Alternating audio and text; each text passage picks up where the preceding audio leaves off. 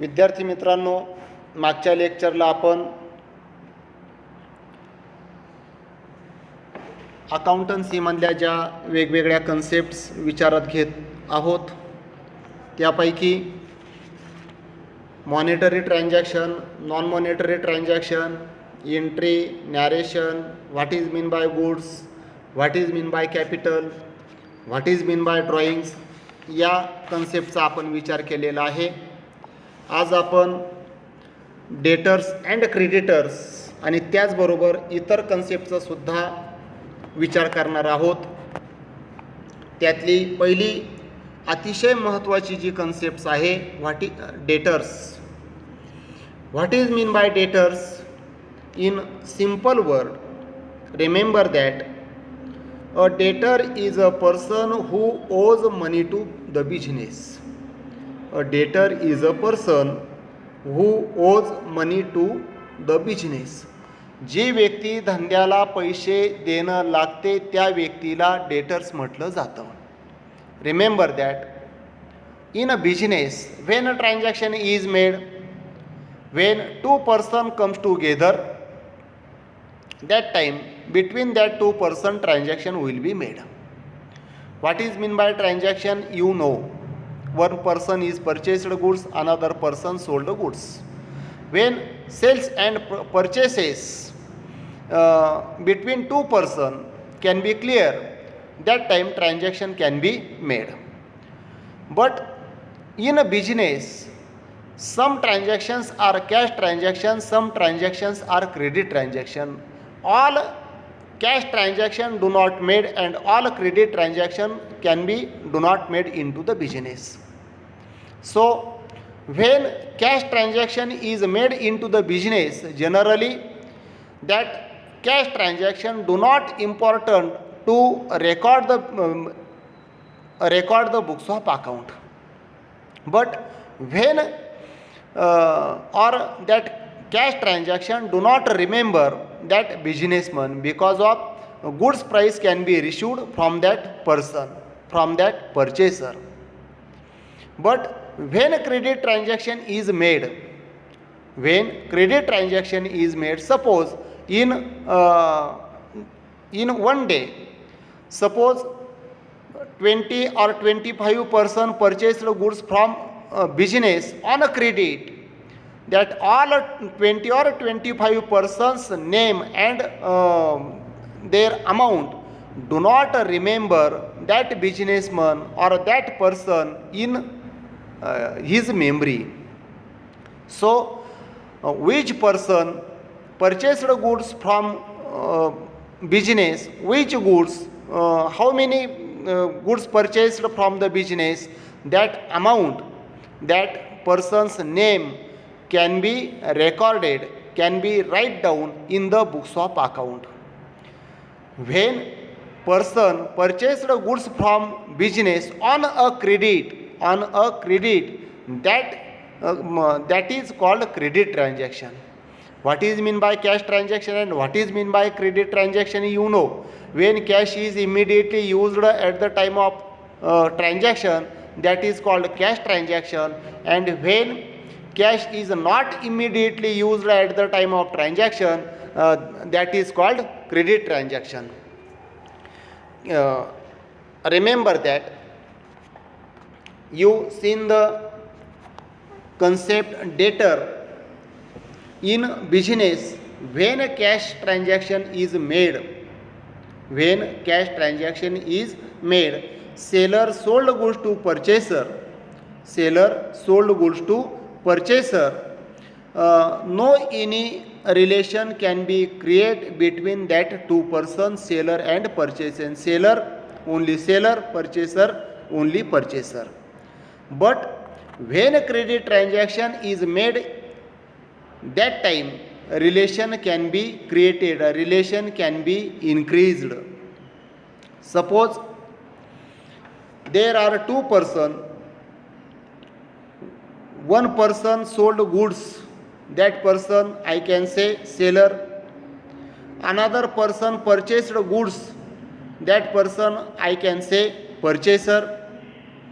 Those person sold goods, that person is called seller. Those person purchased goods, that person is called purchaser.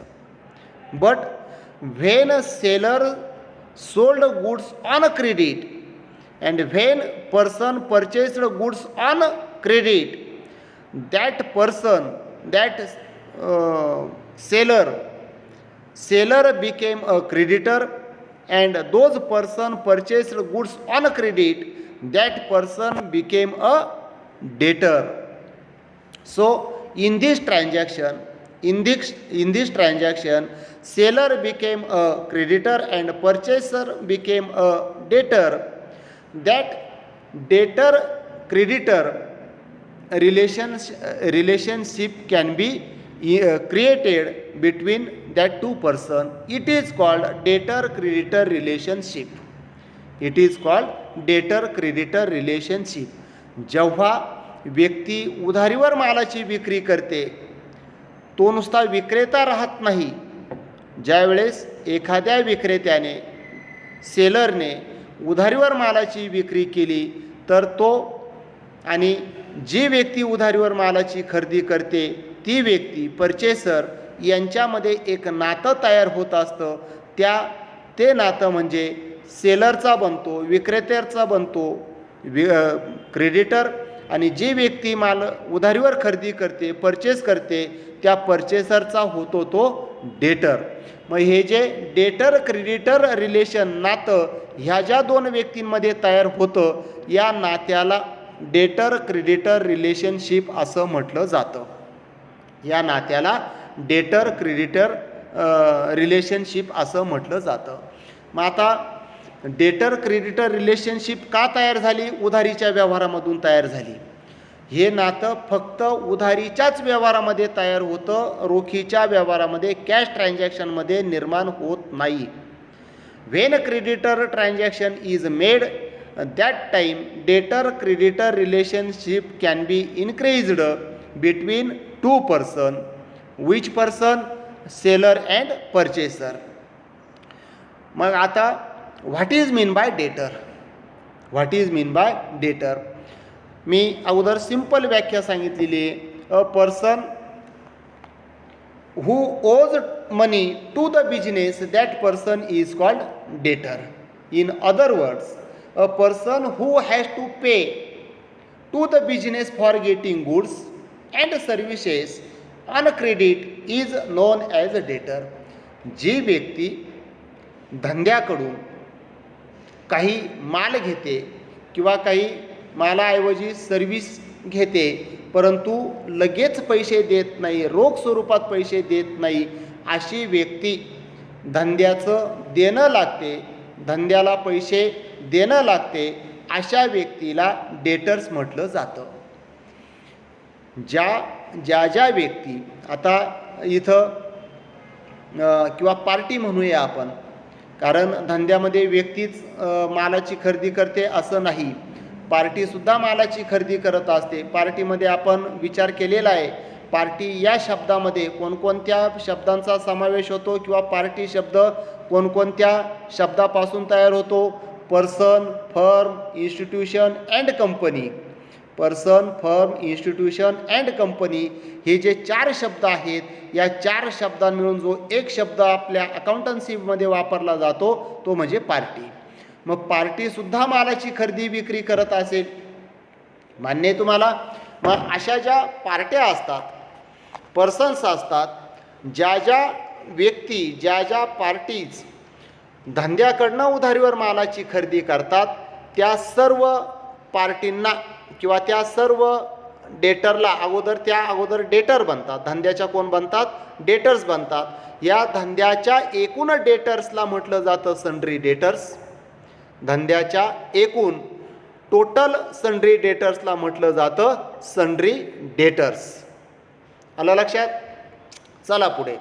मग आता या sundry डेटर्समध्ये सगळेच debtors good असतात किंवा सगळेच डेटर्स डाऊटफुल असतात किंवा सगळे डेटर बॅड असतात असं नाही. डेटरचे एकूण साधारणपणे 3 प्रकार पाडलेले: गुड डेटर्स, डाऊटफुल डेटर्स आणि बॅड डेटर्स. गुड डेटर्स म्हणजे काय? जे डेटर्स वायद्याला धंद्याचे पैसे आणून देतात त्या डेटर्सला गुड डेटर्स म्हणतात. आपण चांगले कस्टमर कुणाला म्हणतो? आपण ज्या कस्टमरला उधारीवर मालाची विक्री केलेली असेल, त्याने वायद्यानुसार पैसे आणून दिलेले असतील, तर अशा डेटर्सशी तुमचे रिलेशन चांगले असतात, असे डेटर्स तुमचे चांगले असतात, म्हणून अशा डेटर्सला तुम्ही गुड डेटर्स म्हणू शकता. परंतु ज्या डेटर्सनं वायदा केलेला आहे परंतु वायद्यानुसार पैसे दिले नाही, देतो म्हणता देत नाही, अशा डेटर्सविषयी तुमच्या मनामध्ये एक संशय येतो किंवा संशय निर्माण होतो. अशा प्रकारचे जे सन्ड्री डेटर्स असतात त्यांना म्हटलं जातं डाऊटफुल डेटर्स. तिसरा प्रकार आहे bad debts. What is mean bye bad debts? The irrecoverable amount from the debtors, irrecoverable amount from the sundry debtors, that debtors is called bad debts.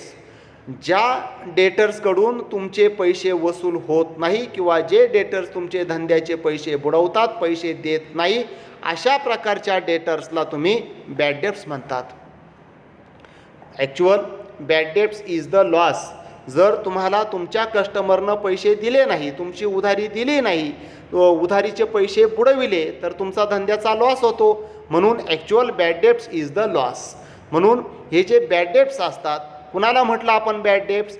ज्या व्यक्ती धंद्याचे पैसे बुडवितात, ज्या व्यक्ती धंद्याचे पैसे देतच नाही, अशा डेटर्सला बॅड डेब्ट्स म्हटलं जातं. लक्षात ठेवा, debtors, good debtors, doubtful debtors आणि बॅड डेटर्स असं आपण डेटरचं वर्गीकरण केलेलं आहे. त्याच्यानंतर पुढची कन्सेप्ट आहे क्रेडिटर्स.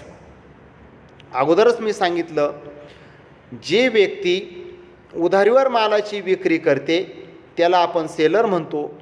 सेलरनं जर उधारीवर मालाची विक्री केली तर सेलरचा होतो तो क्रेडिटर. मग क्रेडिटर जी व्यक्ती होते त्या क्रेडिटरचा अर्थ काय सांगता येईल आपल्याला? Creditors means a creditor is a person to whom business owes money. Creditor ही अशी व्यक्ती आहे किंवा ज्या व्यक्तीला बिझनेस पैसे देणं लागतो, ज्या व्यक्तीला बिझनेसकडून पैसे घेणं लागतात किंवा ज्या व्यक्तीला पैसे देणं लागतो त्या व्यक्तीला क्रेडिटर म्हटलं जातं. थोडक्यात, a person to whom business has to pay for getting goods or service on credit is known as creditor. जी व्यक्ती बिझनेसला गुड्स देते किंवा काही सर्विस देते, परंतु त्या सर्विसबद्दल किंवा गुड्सबद्दल सर्विस घेणाऱ्याने म्हणजे बिझनेसच्या प्रोप्रायटरने त्या क्रेडिटरला पैसे लगेच दिलेले नसतात, पैसे नंतर देणारा असतो. अशी जी कोणी व्यक्ती असते त्या व्यक्तीला क्रेडिटर म्हटलं जातं. कारण एक सर्वसाधारण धंद्याचा असा नियम आहे, आपण जर तुमच्या कस्टमरला उधारीवर माल विकला तर तुमचा धंदा, तुमची विक्री ही जास्त असते. रोखीनंच जर तुम्ही फक्त मालाची विक्री केली तर तुमच्या दुकानामध्ये सर्वसाधारणपणे कस्टमरची वर्दळ ही कमी राहील, कस्टमर हे कमी येतील. परंतु वेळ प्रसंगी किंवा अडीअडचणीच्या वेळेस तुमचे जे कायमचे कस्टमर असतील त्या कस्टमरला, तुमच्या नातेवाईकांना जर तुम्ही उधारीची सवलत दिली तर असे कस्टमर, असे नातेवाईक तुमचे बांधलेले असतात, कायमस्वरूपी तुमच्याच दुकानातून मालाची खरेदी करत असतात. परंतु हे केव्हा शक्य होतं? जर तुम्हाला समोरच्या पार्टीकडनं, समोरच्या विक्रेत्याकडनं जर अशी काही सवलत मिळाली, जर तुमचा विक्रेता, तुमचा सेलर तुम्हाला 1 महिन्याची मुदत देत असेल, 1 महिनाभर तुम्हाला जर पैसे तुमच्याकडनं घेत नसेल, म्हणजेच 1 महिना उधारीची सवलत देत असेल, तर तुम्ही तुमच्या कस्टमरला 15 दिवस, 8 दिवस किंवा 20 दिवस सवलत देऊ शकता. त्यांच्याकडनं पैसे वसूल करून तुम्ही तुमच्या क्रेडिटरला वायद्यावर पैसे देऊ शकता. मान्य आहे तुम्हाला?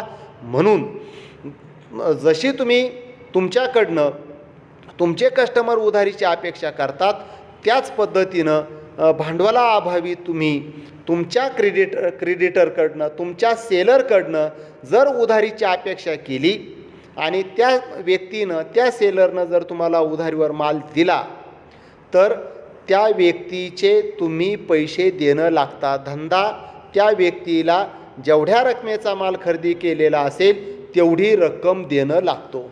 म्हणजे ज्या व्यक्तीला धंदा पैसे देणं लागतो त्या व्यक्तीला क्रेडिटर्स म्हटलं जातं. एकूण ज्या ज्या व्यक्तीकडनं तुम्ही उधारीवर मालाची खरेदी केलेली असेल त्या सर्व व्यक्ती एकूण तुमच्या सन्ड्री डेटर्स बनतात, किंवा एकूण जे तुमचे क्रेडिटर्स असतील, टोटल क्रेडिटर्स जे असतील, त्या टोटल क्रेडिटर्सला तुम्ही सन्ड्री क्रेडिटर्स म्हणू शकता. ठीक आहे. डेटर्स, सन्ड्री क्रेडिटर्स आणि बॅड डेट्स ह्या 3 कन्सेप्टचा आपण विचार केला. याच्या पुढची महत्त्वाची एक कन्सेप्ट आहे एक्सपेंडिचर. एक्सपेंडिचर हा धंद्यासाठी करावाच लागतो किंवा होत असतो. कोणत्या ना कोणत्या कारणासाठी तुम्हाला धंद्यासाठी खर्च हा करावा लागतो. खर्चाशिवाय तुमचा धंदा वाढत नाही किंवा विकसित होत नाही. काही खर्च हा कायमस्वरूपी करावा लागतो, काही खर्च हा रोज रोज करावा लागतो, किंवा काही खर्च हा एकदाच करावा लागत असतो.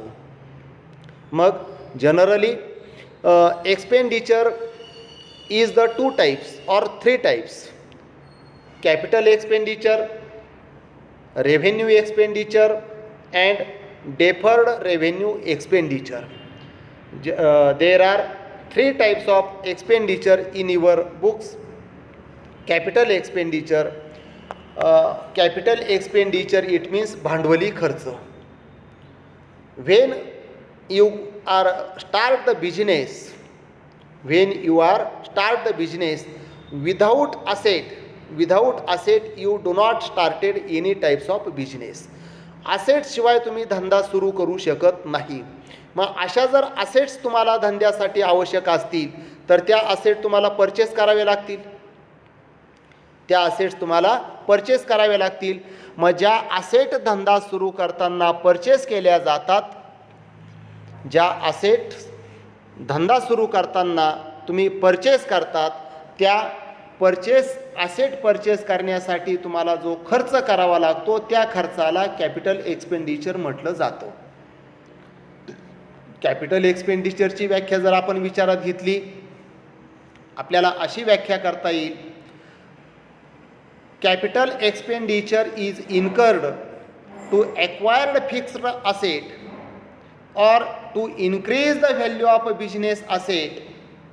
It gives the benefit for a long period, long term or a long time, and it is the non-recurring nature expenditure. Remember that capital expenditure is the non-recurring expenditure. It is also called, those expenditure are a non-recurring type of expenditure. That type of expenditure is called capital expenditure. Capital expenditures benefit can be received on a long time, long term, long period. For example, suppose you start the business and you can purchase machinery rupees 1 lakh. 1 lakh रुपयाची machinery तुम्ही धंद्यासाठी खरेदी केली. आता त्या मशिनरीचा वापर किंवा मशिनरीची guarantee, warranty, तिचं लाईफ जर समजा 10 वर्ष असेल तर 10 वर्षासाठी तुम्ही त्या मशिनरीचा बेनिफिट घेऊ शकता. इन्व्हेस्टमेंट, तुम्ही मशिनरी खरेदी करण्यासाठी एकदाच पैसा दिला, 1 लाख रुपये दिले समजा, तर 1 लाख रुपये तुमचे वन टाईम खर्च होतात. परंतु त्याचा फायदा जर तुम्हाला 10 वर्षासाठी मिळणार असेल, 10 वर्ष जर त्या मशिनरीचं लाईफ असेल तर त्या मशिनरीपासून तुम्हाला बेनिफिट हा 10 वर्ष मिळतो. म्हणून कॅपिटल एक्सपेंडिचर हा अशा स्वरूपाचा एक्सपेंडिचर असतो का जो तो एकदा करावा लागतो, परंतु एकदा केल्यानंतर त्याचा बेनिफिट, त्याचा फायदा हा आपल्याला दीर्घ कालावधीपर्यंत घेता येतो किंवा मिळतो. आणि हा एकदाच करावा लागतो, वारंवार उद्भवत नाही. Again and again, not incurred this type of expenditure, that expenditure can be non-recurring type of expenditure. एकदाच करावा लागतो. नॉन रिकरिंग एक्सपेंडिचर याचा अर्थ असा जो एकदाच करावा लागतो, वारंवार करावा लागत नाही, अशा प्रकारचा जो खर्च असतो त्याला म्हटलं जातं कॅपिटल एक्सपेंडिचर. तुम्ही अनेक प्रकारचे उदाहरणं तुम्ही देऊ शकता.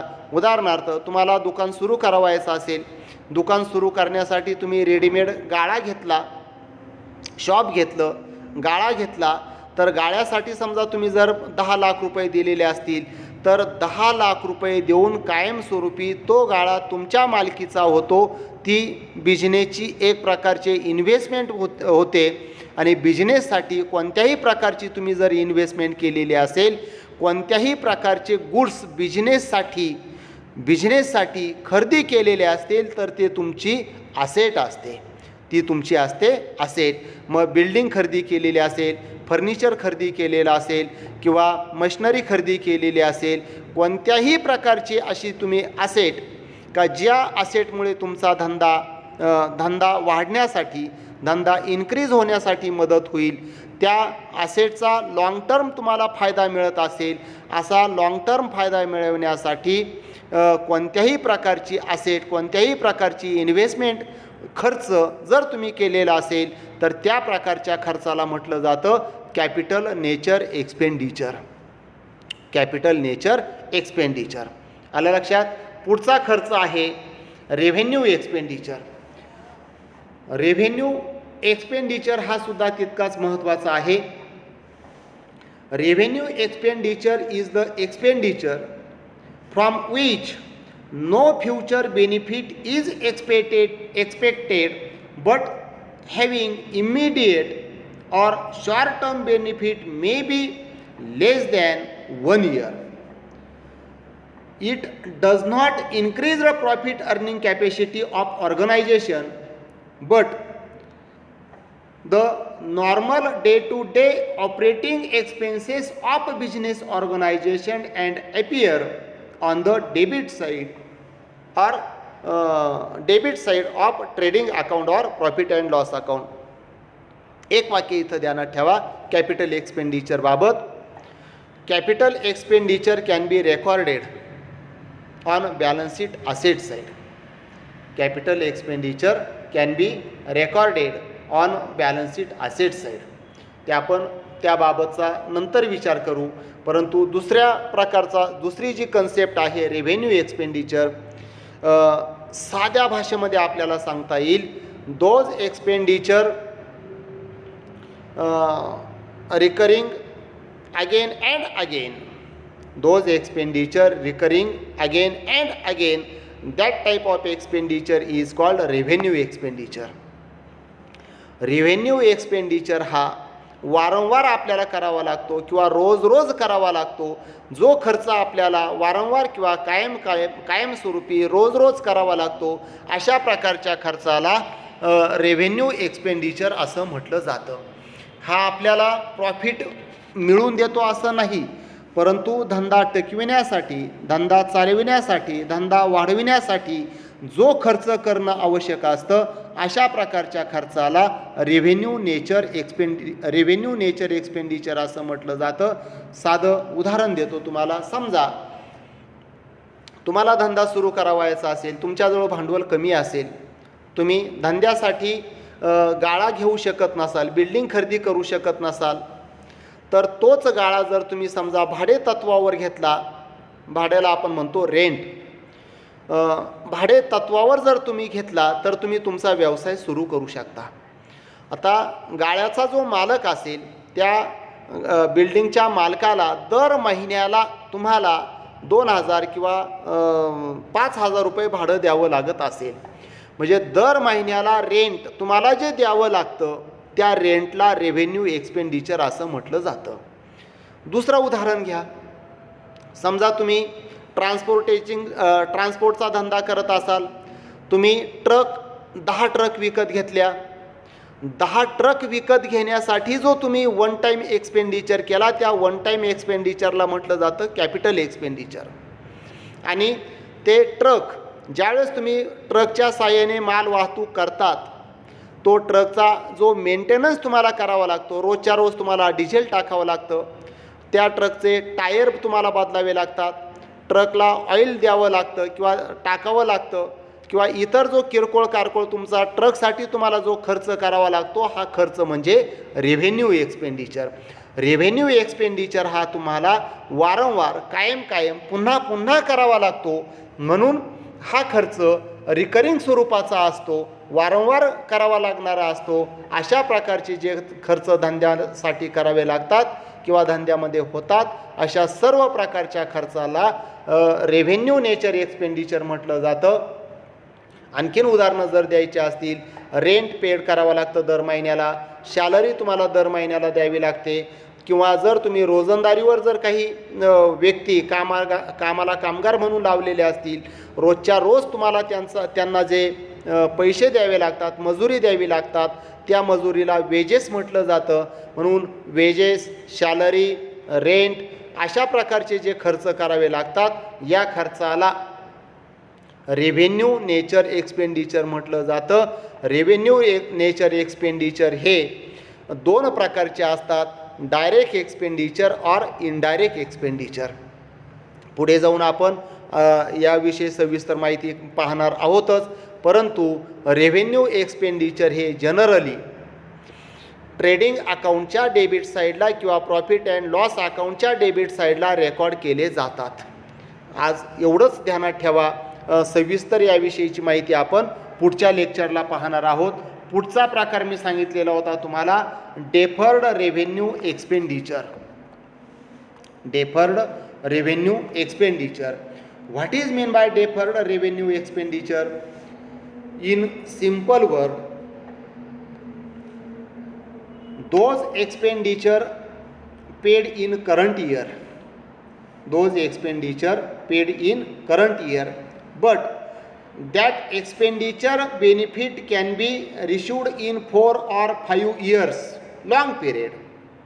That all expenditure do not related current year, it is related next year or 2 or 5 years. That expenditures amount can be fully paid in 1 year, current year. That expenditure is called deferred revenue expenditure. It is basically revenue in nature, but benefit of which is not exhausted within 1 year. Not exhausted within 1 year. It is called deferred revenue expenditure. Such expenditure is a write-off over number of years.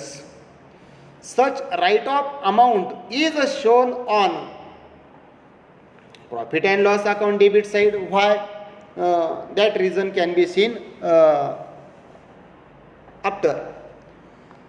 Deferred revenue expenditure याचा अर्थ असा, जे खर्च एकदा केले current इयरमध्ये केले जातात. What is mean by current year?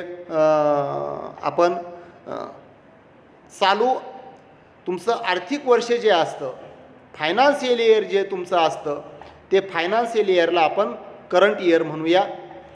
जो तुम्ही ज्या वर्षी तुमचा बिझनेस चालू असता, ज्या वर्षामध्ये तुम्ही खर्च केलेला असेल, परंतु उदाहरणाच्या साहाय्याने समजून घेऊन या. समजा तुम्ही धंद्यासाठी जाहिरात दिली, जाहिरातीला आपण ॲडव्हर्टाइजमेंट म्हणतो.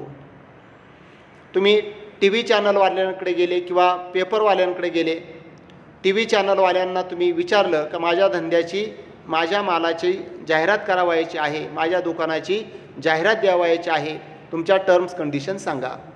त्यांनी सांगितलं, जर तुम्ही 5 वर्षासाठी जाहिरात देणार असाल तर तुमच्याकडनं 4,000 रुपये घेऊ. तुम्ही 5 वर्षासाठी जर जाहिरात देणार असाल तर तुमच्याकडनं 5 वर्षासाठी आम्ही 4,000 रुपये घेऊ. पण कसे? जर तुम्ही 4,000 रुपये एकदम देणार असाल, आज देणार असाल, तर 4,000 रुपयेमध्ये तुमची जाहिरात आम्ही 5 वर्षासाठी करू. आणि जर तुम्ही दरवर्षी 1,000 रुपये देणार असाल तर 1,000 रुपयासाठी तुम्हाला एकाच वर्षाची जाहिरात करता येईल. जर तुम्ही 4,000 रुपये दिले तर तुम्हाला 5 वर्षासाठी जाहिरात करता येईल. यावर तुम्ही साहजिकच व्यापारी दृष्टिकोनातून जर विचार केला, तुमच्या इथं 1,000 रुपये फायदा होतो आहे. 5 वर्षासाठी 4,000 रुपये जर तुम्ही दिले तर 5 वर्ष तुमची जाहिरात तुमच्या दुकानाची होईल. परंतु दरवर्षी 1,000 रुपये जर तुम्ही 5 वर्षासाठी दिले तर 5,000 रुपये तुम्हाला द्यावे लागतील. म्हणून तुम्ही तुमचा धंद्याचा बेनिफिट पाहता तुम्ही 4,000 रुपये एकदम टी व्हीवाल्यांना दिले. 4,000 रुपये तुम्ही आजच्या डेटला दिले, करंट इयरमध्ये दिले, आजच्या तारखेला दिले. परंतु हे 4,000 रुपये एका वर्षासाठी दिले का? एका वर्षाची जाहिरात दिली का? नाही. 5 वर्षासाठी तुम्ही 4,000 रुपये दिलेले आहेत. 5 वर्षासाठी तुम्ही 4,000 रुपये दिलेले आहेत.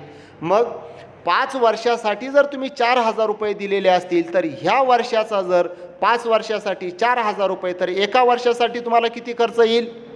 4,000ला जर 5 वर्षाने जर भागाकार केला तर 800 रुपये एका वर्षासाठी खर्च येईल.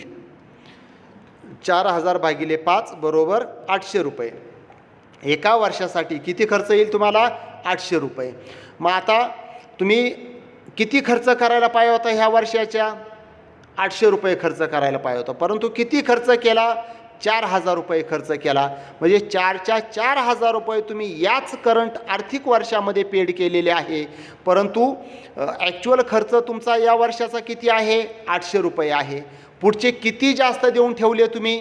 3,200 रुपये तुम्ही पुढच्या वर्षाचा जो खर्च या वर्षामध्ये केलेला आहे 3,200 रुपये हा पुढच्या वर्षाशी संबंधित खर्च आहे. परंतु तो करंट इयरमध्ये केलेला आहे. अशा प्रकारचा जो खर्च तुम्ही करतात या खर्चाला डेफर्ड रेव्हेन्यू एक्सपेंडिचर असं म्हटलं जातं. या खर्चाला काय म्हटलं जातं? Deferred revenue expenditure. जो संपूर्ण खर्च एका वर्षाशी संबंधित नसतो तो पुढील काही वर्षांशी संबंधित असतो, परंतु करंट इयरमध्ये संपूर्ण खर्च केला जातो. अशा प्रकारचा जो खर्च असतो या खर्चाला डेफर्ड रेव्हेन्यू एक्सपेंडिचर असं म्हटलं जातं. हा खर्च प्रामुख्याने प्रॉफिट अँड लॉस अकाउंटला रेकॉर्ड केला जातो. कारण का केला जातो त्याची कारण मीमांसा आपण पुढच्या लेक्चरला पाहणार आहोत. आज आपण इथंच थांबूया. ज्या ज्या कन्सेप्ट्स मी तुम्हाला मराठीत काही इंग्लिशमध्ये अर्थ सांगितलेला आहे, ज्या कन्सेप्टचा अर्थ समजला नसेल तो परत फोन करून तुम्ही विचारून घेऊ शकता. ठीक आहे, आजच्या लेक्चरला इथंच थांबतो.